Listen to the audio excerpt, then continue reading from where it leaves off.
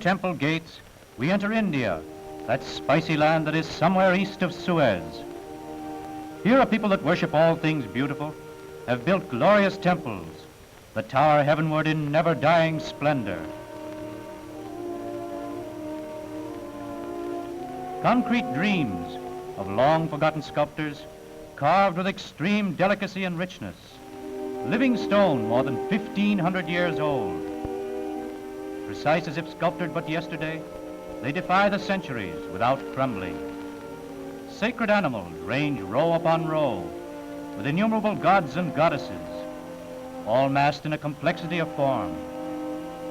Adjoining the temple stands the magnificent pool called Tepakulakulam, whose richness and splendor dates back to the time when it was the pleasure palace of an East Indian prince. Here his 1,000 wives splashed in the warm, perfumed waters, where men now gather to bathe before a holiday occasion. And all over the city, old and young are getting their annual scrubbing for the great festival of Dussehra, held every October. At the public pump, while the crowd awaits its turn, little Camela is bathed by her beaming mother. The market stalls are piled high with dates, figs, and other delicacies, while along the busy streets, people rush to and fro, making last-minute preparations. Already, a lively group of nautch dancers, with its one-man orchestra, has attracted the young blades of the district and gives this dashing young dandy something to think about. All roads lead to the celebration, and mendicant priests come wearing necklaces of sacred betel nuts. On the road, they pass the giant figure of Nandi, the holy bull. To denote their humility, the devout bend low and pass beneath the huge paw, then kiss it, praying for the strength and vitality the animal portrays. Already the streets are gaily decorated with flags, flowers, tapestries, canopies, costumes in blues, reds, and yellows, richly ornate in the spirit of the East. For this is the great lamp feast, celebrating the God Krishna's victory over a demon. A married woman waves a lighted lamp around the sacred elephant's trunk and places betel nuts, a coconut, and a silver coin at its feet. Then the elephant is brought out, decorated with a cloth of gold, precious stones, and garlands of flower. Treading slowly to the muted measure of drums and flutes, he seems to sense his own importance on this great occasion.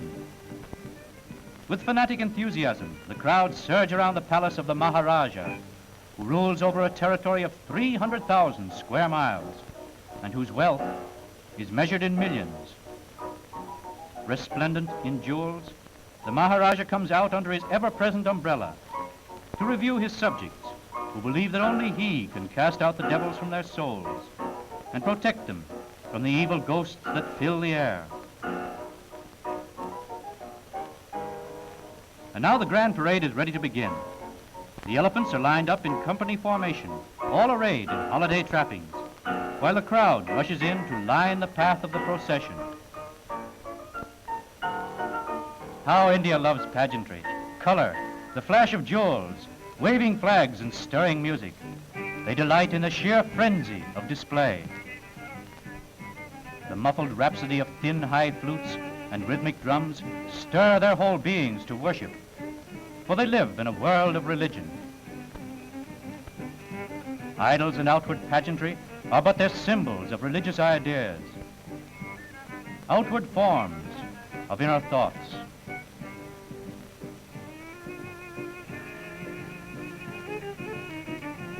Little Lakme, with the Jimmy Durante nose, has secured a front row seat with her pet What's It.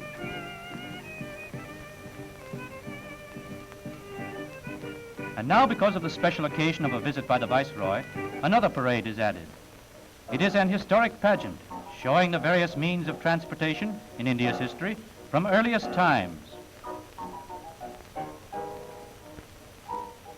Dancing bears, always a source of entertainment in the East, take part in the procession. But baby doesn't like bears. This golden carved litter once carried a proud princess, and this elaborate affair transported a Maharaja.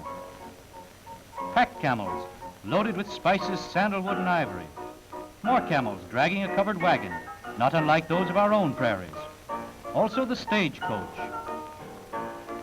And a camel cart with small wheels. More ox carts and carriages, their attendants wearing the costumes of bygone days. One with a devil's mask, a caravan of the ancient vehicles of generations of dead men. This woman watching the parade might almost be in it. And now in gorgeous array come the carriages of the Victorian era. To us, the gay 90s. Of course, these are drawn by camels instead of a tandem team of bays. But east is east and west is west. And so finally, the parades come to an end. But the fun's just beginning. They push and jostle each other, anxious to be the first at a ceremony so unusual that it could take place only in India. No, the crowd is not on fire, but by order of the Maharaja, they are being doused with a mixture of magenta perfume and rare oils that stain their white clothing red, a bond of everlasting friendship between the Maharaja and his subjects. The formal ceremony is now over. Everyone seeks his own pleasure. Many go to the amusement park, where they enjoy a ride on the granddaddy of all Ferris wheels. It's propelled by hand and doesn't go very high, but they get a thrill out of it just the same. And the little horses on the merry-go-round are like everything else in India. They tread on air. Shades of Coney Island. A spinning table as I live. Probably some enterprising Yank sold it to him.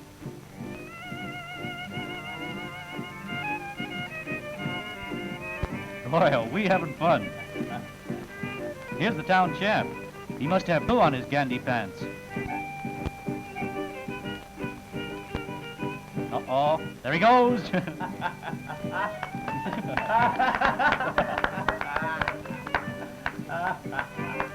Garma, the Hindu Jim Londos, entertains the crowd with the ancient sport of catch-as-catch-can. Even priests want to see the wrestling match. Markings denote the caste.